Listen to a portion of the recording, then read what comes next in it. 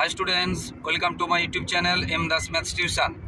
আজকের 2025 সালে যে মাধ্যমিক পরীক্ষা হয়ে গেল তার গণিতের প্রশ্নের উত্তর করছি। বন্ধুরা দেখতে থাকো। তো যারা আমার ইউটিউব চ্যানেলটি দেখছো সকলকে আন্তরিক শুভেচ্ছা অভিনন্দন, ধন্যবাদ। আর যারা আমার চ্যানেলে নতুন প্রিয় ছাত্রছাত্রী, তোমরা কিন্তু আমার চ্যানেলটিকে সাবস্ক্রাইব ও শেয়ার করে একটু সাপোর্ট করো, একটু পাশে থাকো। বন্ধুরা তোমাদের জন্য লাগাতার পরিশ্রম করছি, তাই তোমাদের কাছ থেকে শুধু এইটুকু সহযোগিতা ভালোবাসা আশা করছি। তো দেখো বন্ধুরা, প্রথমে যে প্রশ্নটা আছে এখানে কিন্তু দেখবে সবার প্রশ্ন কিন্তু এক নয়, যে একের দাগের একেরটা বি উত্তর হলো তা কিন্তু নয়, প্রশ্ন কিন্তু সবার আলাদা আছে, ভালো করে দেখবে। তো এখানে প্রশ্ন অনুযায়ী কিন্তু উত্তরটা হচ্ছে, দেখো বন্ধুরা, একেরটাতে আছে ও কেন্দ্রীয় বৃত্তের এ বি, এটার কিন্তু এই প্রশ্নের উত্তরটা কিন্তু বি হবে 30 ডিগ্রি।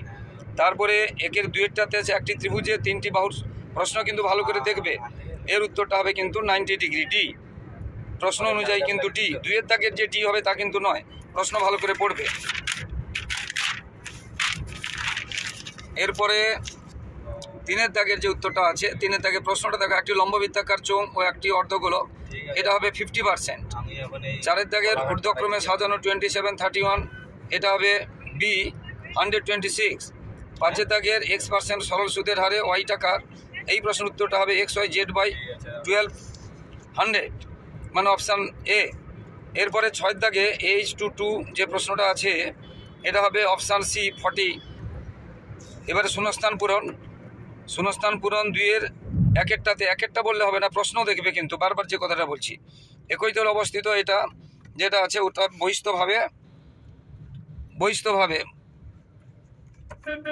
এরপরে দুইয়েরটাতে আছে sin² + 2 যে প্রশ্নটা আছে 2x cos² যেটা = 1, এটা হবে 1/2 হাফ। তিনের দাগের যেটা আছে এই কোশ্চেন সেটের মধ্যে আর একক দৈর্ঘ্যের ব্যাসার্ধ বেশি, এটা হবে 1/3 πr3। ঘন এককটা কিন্তু দেবে যেহেতু ভলিউম দেওয়া আছে। চারের দাগে এটা আছে p+q সংখ্যক যে প্রশ্নটা আছে, এটা হবে p × x - y + qx/q = j, এটা একটু কঠিন আছে। এবারে একটি ব্যবসায় পিন্টু আমনের যে প্রশ্নটা আছে ওটা হবে 2:3:5।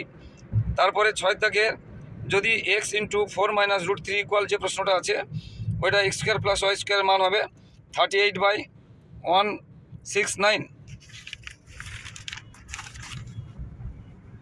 এরপরে সত্য মিথ্যা একের দাগেরটা ফলস হবে, যে প্রশ্নটা কিন্তু দেখে নাও, একের দাগেরটা বললে হবে না, ABCD যে বৃত্তস্থ চতুর্ভুজ ওটা ফলস হবে। দুইয়ের দাগেরটা যেটা 0 ডিগ্রি থেকে যেটা আছে θ - 30 ডিগ্রি, ওটাও ফলস হবে। তিনের দাগের শঙ্কুর আয়তন x, ভূমির ক্ষেত্রফল y, এটাও ফলস হবে। চারের দাগের সংখ্যাগুরু মান যেটা আছে এটাও ফলস হবে। এরপরে পাঁচের দাগের একটি যৌথ ব্যবসায় যেটা, এটাও ফলস হচ্ছে।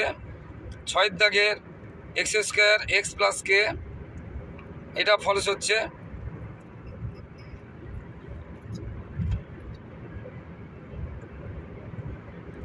এর একটা ট্রু হবে। আচ্ছা এবার আচ্ছা এটা কিন্তু ট্রু হবে, এটা ফলস হবে না, এটা ট্রু হবে। তিনের দাগের যেটা ABCD বৃত্তস্থ চতুর্ভুজ আছে ওইটা ফলস হবে না, ওটা ট্রু হবে, সরি ওটা ট্রু হবে, ট্রু।